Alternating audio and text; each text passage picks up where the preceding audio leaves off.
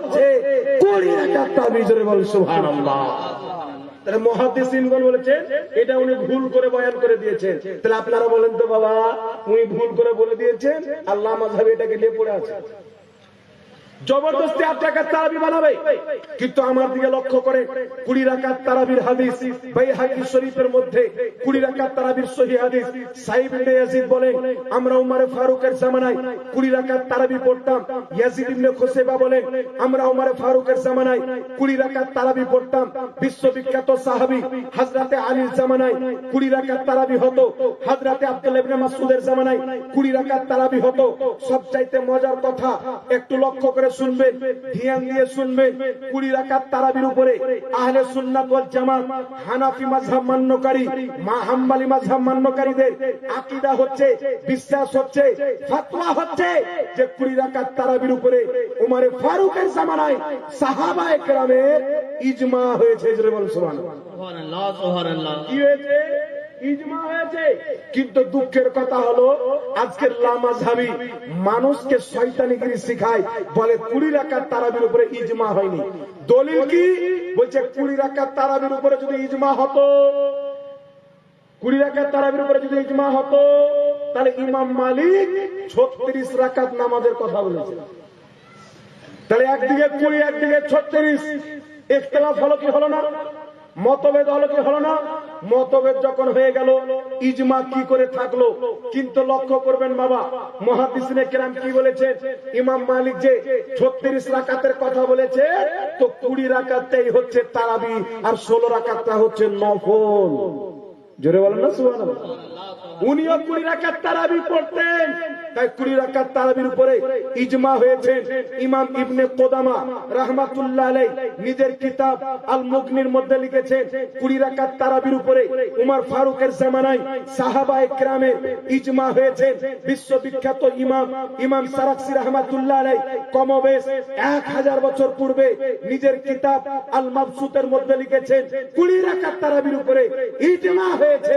জগৎ বিখ্যাত ইমাম কাসানি রাহমাতুল্লাহ আলাইহি নিজের কিতাব বাদায়ুস সানায়ের মধ্যে লিখেছেন 20 রাকাত তারাবির উপরে ইজমা হয়েছে। জগৎ বিখ্যাত ইমাম নাসাই বলেছেন 20 রাকাত তারাবির উপরে সাহাবায়ে কেরামের ঐক্যমত হয়েছে, ইজমা হয়েছে। জোরে বলুন সুবহানাল্লাহ। তাহলে সাহাবায়ে কেরাম যেই রাকাত সংখ্যার উপরে ঐক্যমত পোষণ করেছেন, এই 20 রাকাতকে বাদ দিয়ে 8 রাকাত তারাবি পড়া তিরপাল বিদআত। এই 20 রাকাতকে ত্যাগ করে 8 রাকাত তারাবি পড়া নিকৃষ্ট বিদআত। কারণ সাহাবায়ে কেরাম 20 রাকাতের উপরে ইজমা পোষণ করেছেন। দয়ার নবী, মায়ার নবী বলেছেন যে আমার উম্মত কোনদিন কোনো ভুল কাজে, কোনো গুমরাহির কাজে ঐক্যমত পোষণ করবে না। তাই বুঝা গেল নবীর উম্মত ভুল কাজে ইজমা করবে না। 20 রাকাত তারাবির উপরে নবীর উম্মত সাহাবী ইজমা করেছেন 20 রাকাত তারাবি কিয়ামত পর্যন্ত ভুল হতে পারে না। আপনি জোরে বলবেন না সুবহানাল্লাহ। সুবহানাল্লাহ, সুবহানাল্লাহ। বিরাদর ইসলাম, এইবার চলে আসেন 20 রাকাত তারাবি হলো ইজমা। তাদের ইমাম ইবনে তাহমিয়া, সিস্টার রাহুলদের ইমাম ইবনে তাহমিয়া মাজমুয়া ফাতাওয়ার মধ্যে লিখছেন উমর ফারুকের জামানায় যে 20 রাকাত তারাবি হয়েছিল, কোন সাহাবী ইনকার করেননি, অস্বীকার করেননি। অর্থাৎ প্রত্যেক সাহাবা 20 রাকাত কি মেনেছে। জোরে বলতে হবে সুবহানাল্লাহ। তার কারণে হুজ্জাতুল ইসলাম ইমাম গাজালি রাহমাতুল্লাহ আলাইহি নিজের কিতাব আহিয়া উলুমিদ্দিনের মধ্যে লিখেছেন 20 রাকাত তারাবি পড়া সুন্নাতে মুআক্কাদা। ইমাম নববী রাহমাতুল্লাহ আলাইহি আল আসকার কিতাবের মধ্যে স্পষ্ট লিখেছেন ইলাম আন্না সালাতাত তারাবিহ সুন্নাতুন বিইত্তিফাকিল উলামাই ওয়া হিয়া 20 রাকাতান। ইমাম নববী বলছেন এই পৃথিবীবাসী জেনে নাও, নিশ্চয়ই তারাবির নামাজ হচ্ছে সুন্নাত। প্রত্যেক উলামায়ে কেরামের নিকটে তারাবির নামাজ হচ্ছে সুন্নাত। ওয়া হিয়া 20 রাকাতান, আর ওই তারাবির নামাজের রাকাত সংখ্যা হচ্ছে 20 রাকাত। জোরে বল সুবহানাল্লাহ, সুবহানাল্লাহ। আর তারাবির নামাজ সুন্নাতে গায়র মুআক্কাদা না, সুন্নাতে মুআক্কাদা। আচ্ছা বলেন তো বাবা, সুন্নাতে মুআক্কাদা কেউ যদি না পড়ে গুনাহ হবে না? তাহলে 20 রাকাত তারাবি যদি কেউ না পড়ে, 8 রাকাত পড়ে, তাহলে 12 রাকাত ছাড়ার তাকে গুনাহ হবে।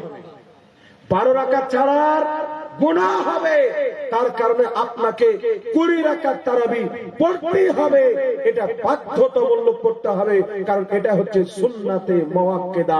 জোরে বলতে হবে সুবহানাল্লাহ। এইবার চলে আসেন বিরাদর ইসলাম, আর কয়েকটি মাসলা আপনাদের সম্মুখে ক্লিয়ার করি।